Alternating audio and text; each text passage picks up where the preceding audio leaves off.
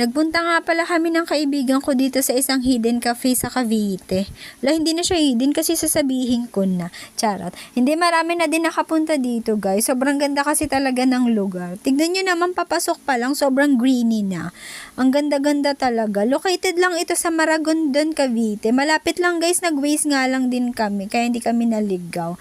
Nakamotor kami kaya mas mabilis. Ito nga pala yung Mahogany Cafe. Katabi niya lang yung Riverfront Garden Resort. Tama ba? Ayan, pwede kayo dun, guys, mag-staycation. Pwede pang family, friends, and lovers. Perfect nga yung Valentine's char. Ayan. Pero ito yung pinunta talaga namin, guys, yung Mahogany Cafe. Kaya pasukin na natin. Tignan nyo, guys, pagpasok nyo pa lang, talagang parang nasa ibang dimension na kayo. Anong dimension?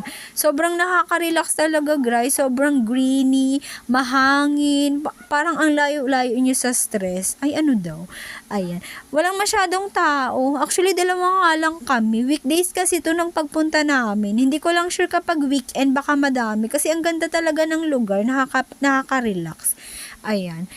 Puntahan nyo to, guys. Ayan, may simbahan dun sa harap. So, sobrang pagka-greeny nyo nga, guys. Pati yung ilog naging green. Ba't ganun?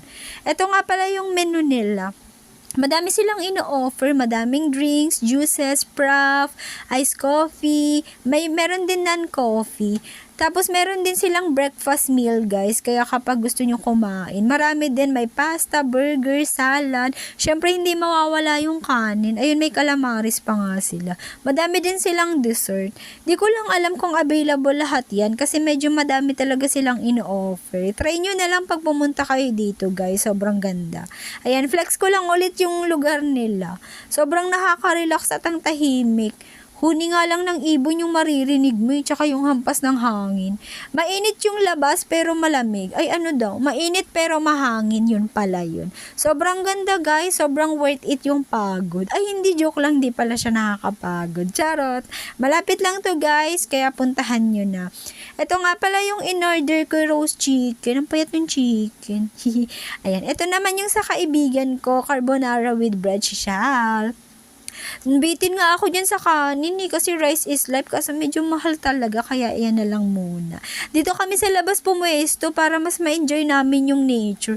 Kala mo naman nature lover.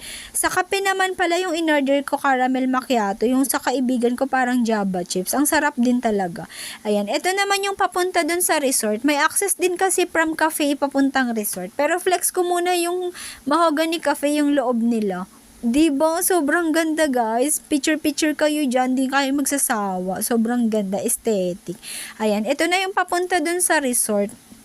Since may access naman, dito na kami dumaan sa likod. Pero may bayad yung resort. Ayan. Nag-picture-picture lang kami dyan. Nahiya lang kami magtagal kasi baka kasi yung mga guest lang yung pwede dyan. Pero mababait naman yung staff, kaya pinayagan naman kami mag-picture-picture. Meron din sila dyan parang sariling restaurant para sa mga guest nila. Nakita nyo ba yung kulay blue dun sa dulo? Swimming pool yun, guys, para dun sa mga guest. Kaya pwede kayo magdala ng swimwear. Ayan.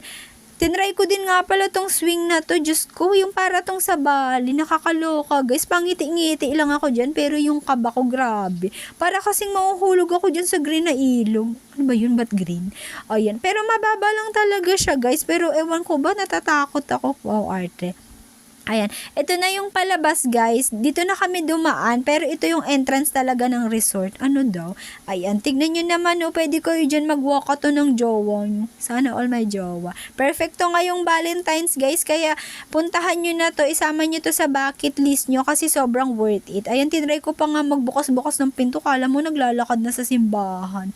Ayan, kaya kung gusto nyo mag-relax, mag-unwind, ayan, puntahan nyo to Mahogany Cafe sa Cavite. Yun lang, bye!